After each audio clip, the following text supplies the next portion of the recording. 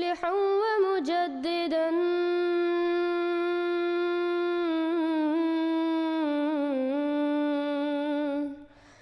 فارنوا بنظر طاهر وجنان.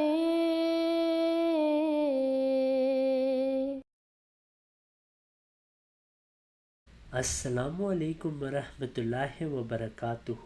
حضرت محمد صلی اللہ علیہ وسلم نے پیشگوئی فرمائی کہ میری امت کے 73 فرقے ہو جائیں گے، کلہم فی النار الا ملۃ واحدہ، وہ تمام فرقے جہنمی ہوں گے سوائے ایک، لیکن نبی صلی اللہ علیہ وسلم نے ان کو امت میں شامل ہی کیا تھا، یعنی جو کہ کلمہ پڑھے وہ امت میں شامل ہے، جیسے نبی صلی اللہ علیہ وسلم نے فرمایا اکتبوا لی من تلفظ بالاسلام، کہ میرے لیے ان کے نام لکھ لو جو اپنے آپ کو مسلمان کے ہیں۔ اور یہی جماعت اسلام احمدیہ کا موقف ہے کہ جو بھی اپنے آپ کو مسلمان کہتا ہے وہ امت میں شامل ہے۔ ہاں، حقیقی مسلمان صرف احمدی مسلمان ہے۔ جہاں پہ بھی ہمارے لٹریچر میں غیر مسلمان کا لفظ آیا ہے اس کی تشریح یہی خلیفہ ثانی رضی اللہ عنہ نے کی ہے کہ اس کا یہ مطلب ہے کہ وہ حقیقی مسلمان نہیں، اور یہ بات حدیث سے ثابت ہے، جیسے نبی صلی اللہ علیہ وسلم نے فرمایا کہ جو کسی ظالم حاکم کی مدد کرے پھر وہ اپنے آپ کو دائرہ اسلام سے نکال دیتا ہے، لیکن ان کو غیر مسلمان نہیں کہا گیا۔ اس کا یہی مطلب ہے کہ وہ لوگ حقیقی مسلمان نہیں ہوں گے۔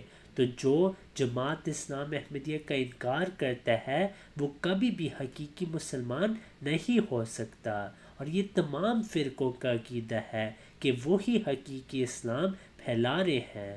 محمد علی مرزا صاحب یہ کہتے ہیں کہ ہمارے نزدیک یہ تمام فرقے امت میں شامل ہی نہیں، یہ بالکل غلط بات ہے۔ ہمارے خلفاء کا موقف اس پہ واضح ہے، اور ان کے بھی علماء تسلیم کرتے ہیں کہ ہم ایسی تکفیر نہیں کرتے۔ ہاں، اگر آپ کسی چیز کا انکار کرتے ہو تو وہ کفر ہی ہوتا ہے، لیکن ہمارے نزدیک یہ تمام فرقے امت میں شامل ہیں۔ ایک اور اہم بات یہ ہے کہ جو ملا کی تکفیر ہے اس میں ایک بہت بڑا فرق ہے۔ ملا یہ کہتے ہیں کہ آپ غیر مسلمان ہو، آپ کافر ہو، آپ دائرہ اسلام سے خارج ہو، اور ساتھ آپ نماز نہیں پڑھ سکتے، آپ قرآن نہیں پڑھ سکتے، آپ مسلمانوں کے نام بھی نہیں رکھ سکتے۔ ملا یہ کہتے ہیں کہ آپ کافر ہو اور ساتھ آپ نے رہنا بھی کافر کی طرح ہے، ایسی تکفیر اسلام میں جائز نہیں۔ کہ بے شمار ایسے قادیانی ہیں جن کی ویڈیوز اور جن کی تحریریں اس بات پر شاہد ہیں کہ وہ مسلمانوں کی تکفیر نہیں کرتے ہیں۔ تو حیران اس بات پہ نہیں ہوں کہ ہم قادیانیوں کو مسلمان کیوں نہیں مانتے، حیران اس بات پہ ہوں کہ قادیانی ہمیں کیوں مسلمان کہہ رہے ہیں، حیران اس بات پہ ہوں کہ قادیانی ہمیں کیوں مسلمان کہہ رہے ہیں۔ یہ اللہ تعالیٰ کے بھیجے ہوئے کی اسلامی تعلیم کی حقیقی روشنی اور تربیت کا ہی نتیجہ ہے کہ جماعت احمدیہ اللہ اور رسول صلی اللہ علیہ وسلم کے ارشاد کے مطابق ہر کلمہ گو کو مسلمان سمجھتی ہے۔ کسی مسلمان شخص کے لیے کسی شخص کے مسلمان ہونے کے لیے اتنا ہی کافی ہے کہ وہ لا الہ الا اللہ محمد رسول اللہ کا اقرار کرتا ہو، اور یہی حدیث سے ثابت ہے۔ لیکن اس کے مقابلے پر دوسرے فرقوں کو دیکھیں تو ہر ایک دوسرے کے بارے میں تکفیر کے فتوے دیتا ہے۔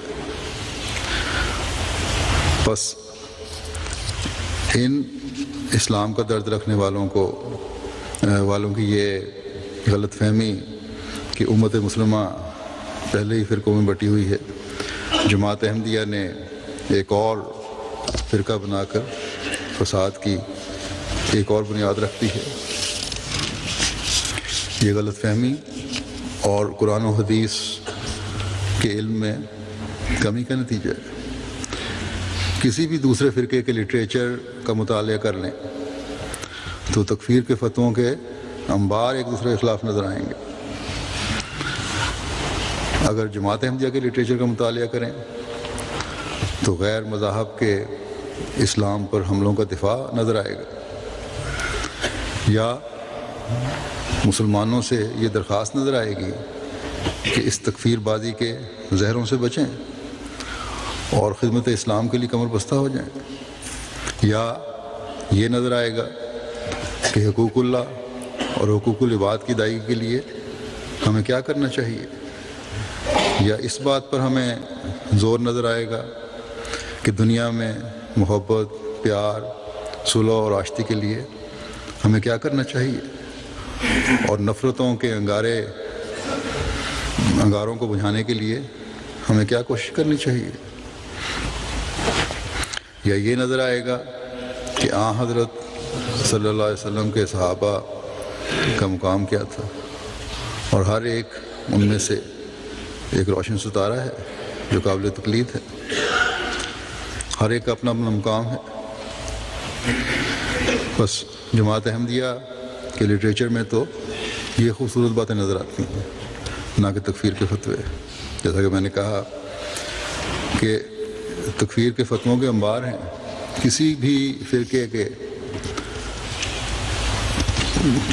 فتووں کی کتاب کو اٹھا لیں، ایک دوسرے کے خلاف فتوے نظر آئیں گے۔ If you have not yet subscribed, make sure to subscribe and click on the bell icon so you can get notifications for every new video. Also make sure to like and comment on the video and follow on Twitter and Instagram.